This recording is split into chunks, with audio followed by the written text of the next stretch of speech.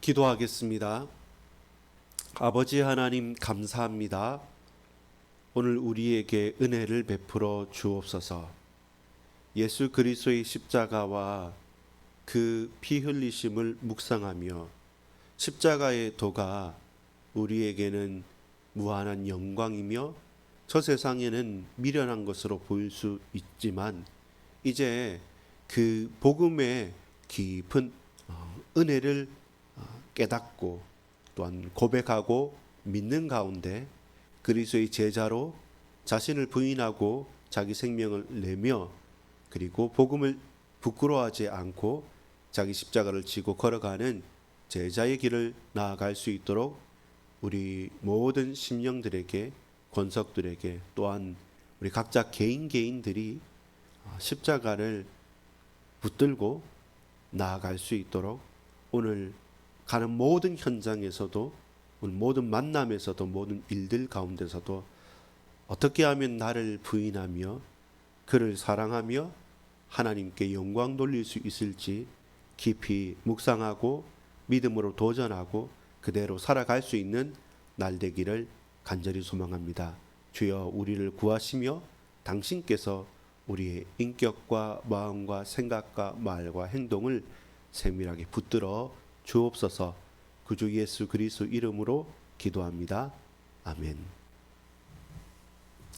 여러분 반갑습니다. 오늘 이 아침에 우리가 함께 나눌 말씀은 누가복음 10장 25절로 42절까지의 말씀입니다.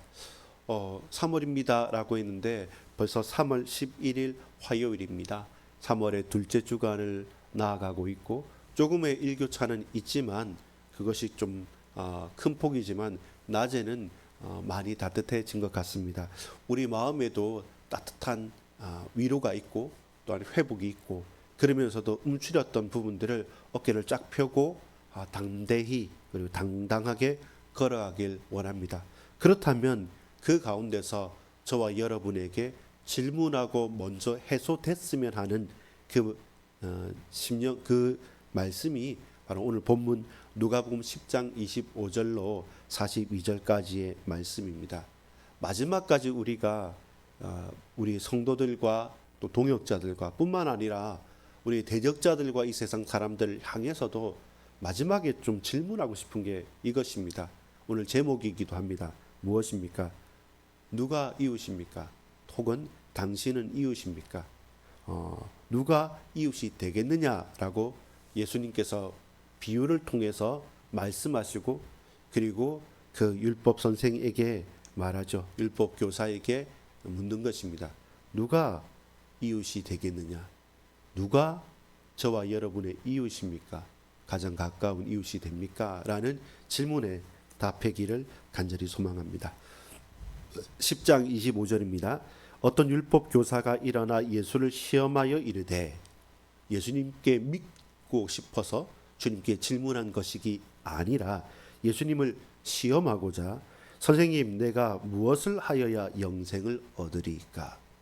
순수하게 어떻게 하면 구원을 얻습니까? 라고 하면서 내 인생 전체를 건 질문이 아니라 이는 나름대로 마음에 가진 것이 있었고 또한 한번 당신이 정말로 메시아인가 정말로 대단한 사람인가 한번 보자라고 하면서 시험했던 것입니다.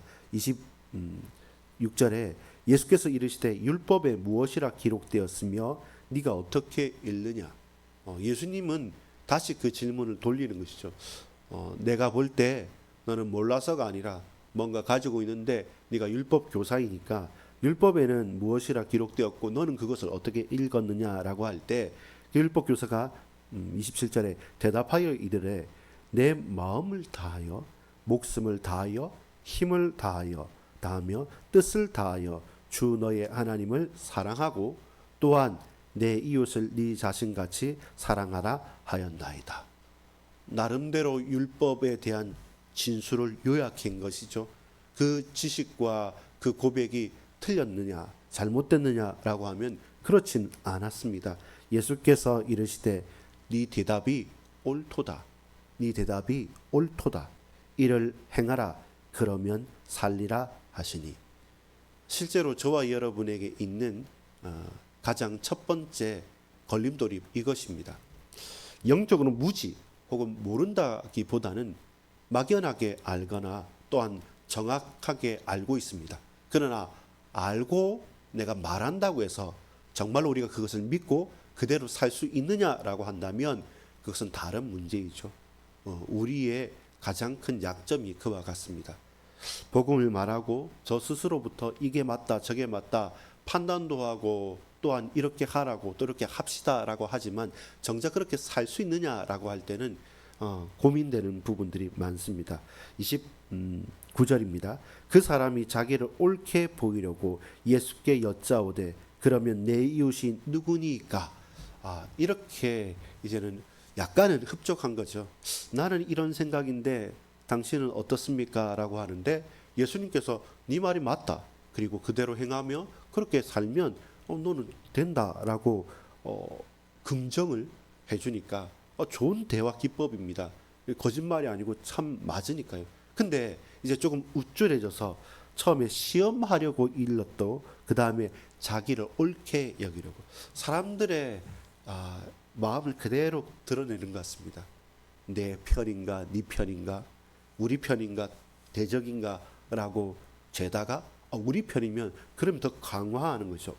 우리 편이구나 내 친구구나 혹은 내 동향이구나 혈연으로 지연으로 학연으로 얽혀 있으면 이제부터는 마음을 풀고 더 옳게 보이려고 목소리를 높이는 것이죠. 그러면 내 이웃이 누구니까? 이 또한 뭔가의 대답을 가지고 있겠죠. 근데 이때는 또 예수님께서 다시 한 번 더 비유로 질문합니다. 30절입니다. 예수께서 대답하여 이르시되 어떤 사람이 예루살렘에서 여리고로 내려가다가 강도를 만나매 강도들이 그 옷을 벗기고 때려 거의 죽은 것을 버리고 갔더라. 마침 한 제사장이 그 길로 내려가다가 그를 보고 피하여 지나가고 또 이와 같이 한 레위인도 그곳에 이르러 그를 보고 피하여 지나가되 한 사람이 어떤 이유인지 모르지만 그러나 예루살렘에서 여리고로 내려가다가 강도를 만나서 모든 것을 빼앗기고 옷도 빼앗기고 맞아서 거의 죽게 되어진 것이죠. 겉으로 봤을 때는 시체처럼 아마 보였을 것입니다. 근데 누가 있습니까? 제사장이 그 길로 내려가고 또한 레위인도 그곳에 이르러서 그들이 봤지만 피하여 버립니다. 아니 어떻게 이럴 수 있느냐라고 하지만 레위인들과 제사장의 입장에서는 그 시체와 같고 그 피 흘린 사람의 피를 만지면 부정하게 되는 것입니다. 그럼 내가 해야 될 역할, 나는 성전에서 나는 제사장이니까 내 역할로 예배도 인도해야 되고 또 하나하나 허물러 받아야 되고 그러면서 또 해야 될 성전 안에서의 일도 있고 또 다른 사람과의 만남도 약속돼 있으니까 그것 때문에 그 일 때문에 죽어버리고 거의 죽게 생겼던 이젠 살똥말똥하는 그 사람을 정작 피하여 가고 외면해 가는 것입니다. 일면 율법 교사는 그게 어떤 의미인지 알았을 것입니다.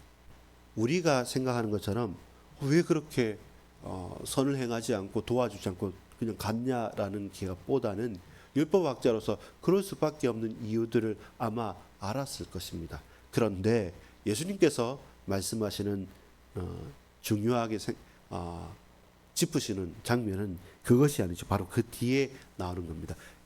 이해는 하지만 받아들이기 진짜 힘든 극단적인 예라고 율법교사는 생각했을 것입니다.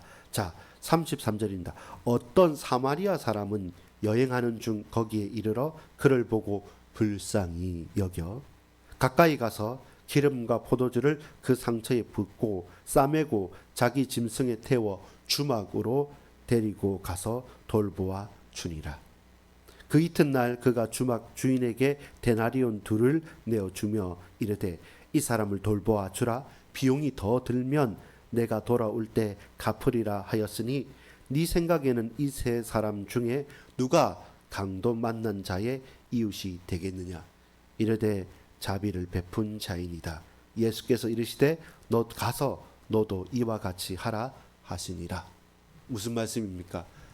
사마리아 사람입니다라고 직접적으로 말하기도 이 율법학자는 저어했습니다. 그래서 뭡니까? 고민이 되는 거죠. 그의 이웃은 율법을 잘 지키거나 혹은 내 역할을 잘 감당하기 위해서 내 눈앞에 벌어진 그 일을 외면하고 피하고 또한 회피하는 자가 아니라, 비록 구원받지 못하고 비록 사람같이 취급하지 않는 이방인과 비슷하게 보이고 그렇게 취급했던 사마리아 사람인데, 그러나 그는 아무 관계 없는 그 사람을, 내 민족도 아닌 것 같은 그 사람을 나아가서 그를 끝까지 보호하고 치료하고 그리고 또한 챙기면서 다시금 돌아올 때까지 그 주막에 의탁하게 만들었던 것이죠. 그렇죠. 그에게는 그의 생명을 구원한 선한 사마리아, 그가 바로 그 강도받는 자의 이웃이겠죠. 그것을 부인할 수 없습니다. 그런데 너희는, 저와 여러분은, 우리는 그처럼 사느냐라고 한다면 아니라는 것이죠.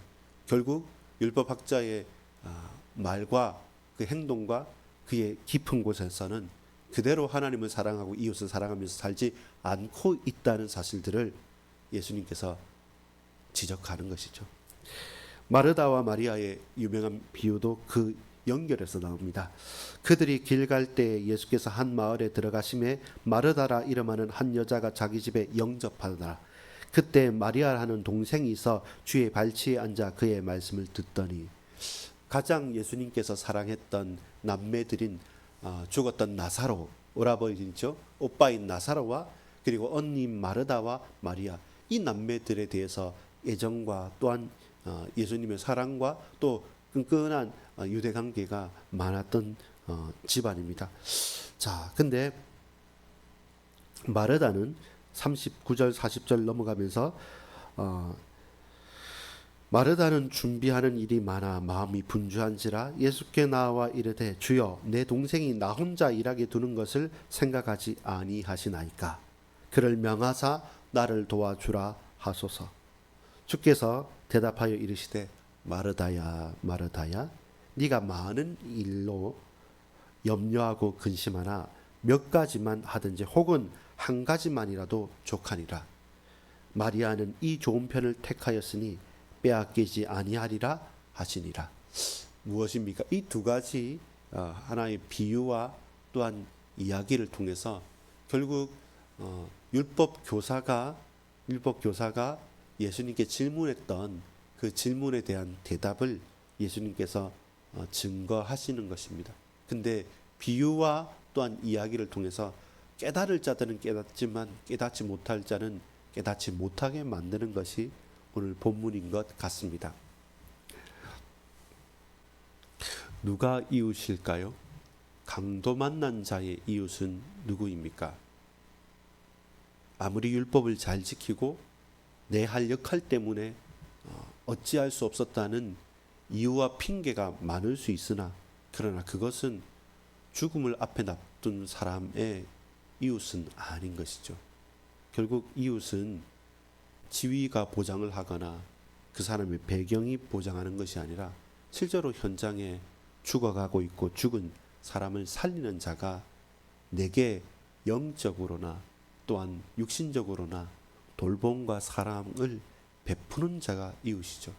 가깝거나 지위가 높거나 혹은 능력이 많은 자가 아니라 실제로 내게 나와 함께 공감하고 아파하고 사랑하고 그리고 영적인 돌봄을 베푸는 자, 그 자가 이웃인 것이죠.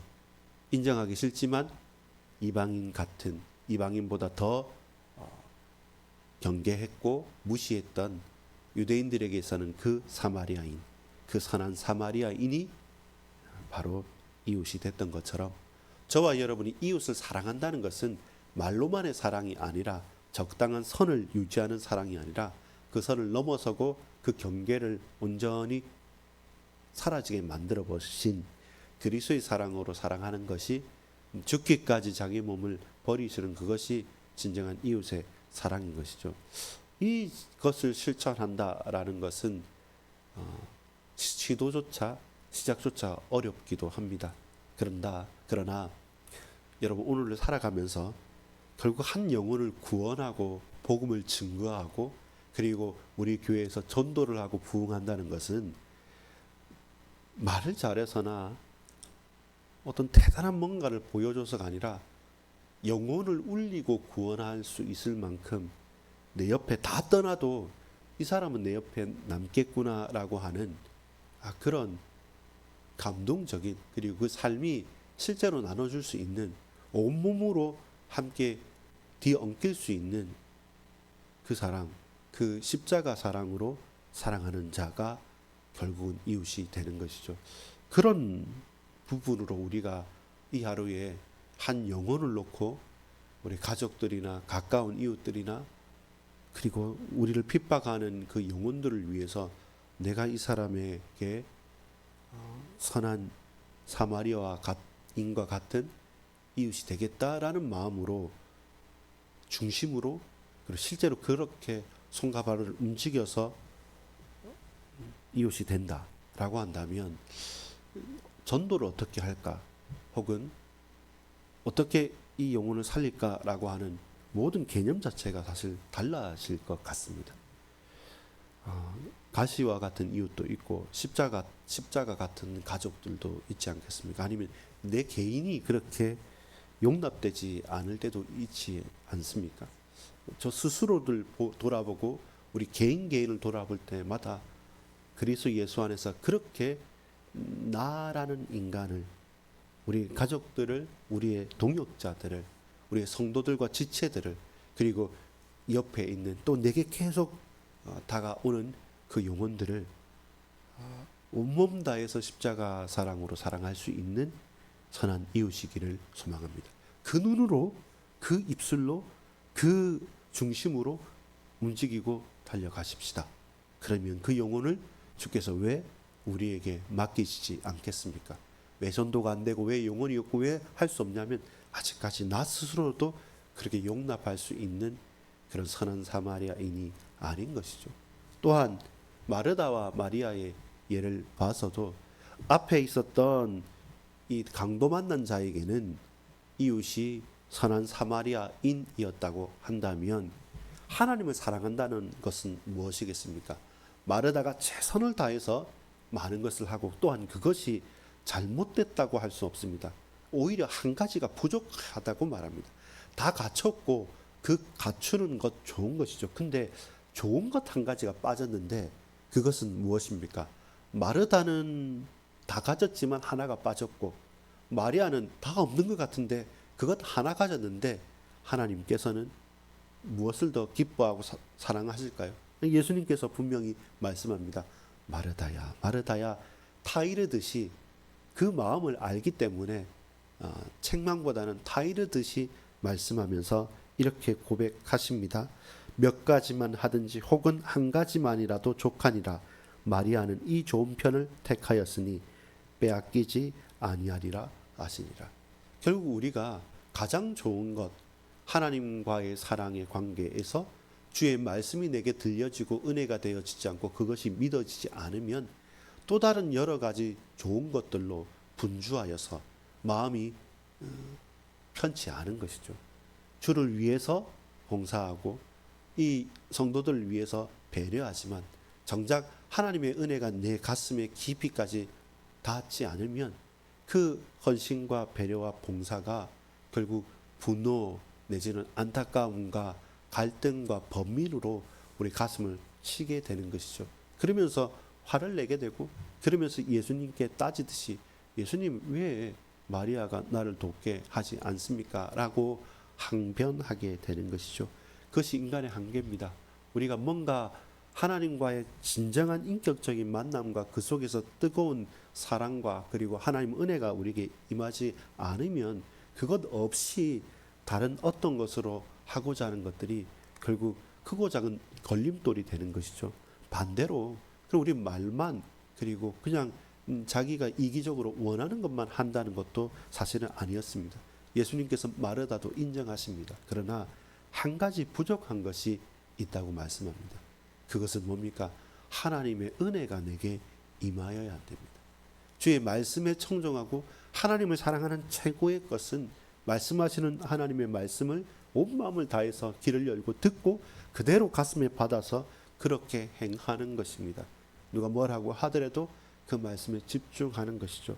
저부터도 여러분부터도 하나님을 사랑하는 것은 하나님 말씀에 집중하는 것이고 그것이 감사에 겨워서 행동도 할 수 있고 나아갈 수도 있는 겁니다. 그러나 우리 이웃을 향해서는요.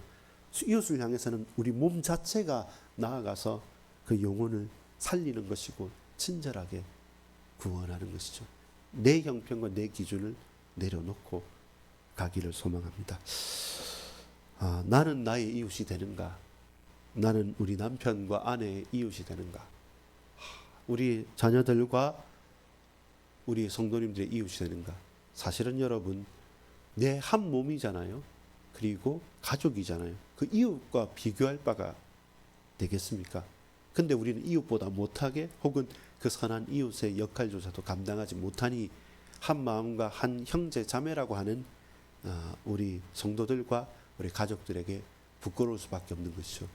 무엇이 율법이고 무엇이 하나님의 뜻입니까? 마음과 뜻과 정성을 다해서 하나님을 사랑하고 네 이웃을 네 몸처럼 사랑하는 것. 이 말씀이 무겁게 다가옵니다. 그러나 그 말씀에 우리 인생에 답이 있음을 고백합니다. 기도하겠습니다. 아버지 하나님, 누가 나의 이웃이 될 수 있습니까? 강도 만난 자의 이웃은 누구이며 예수님의 말씀을 청종하는 예수님께 가장 필요하고 또한 가장 흡족한 그리스도의 제자, 하나님을 사랑하는 자는 어떤 사람입니까?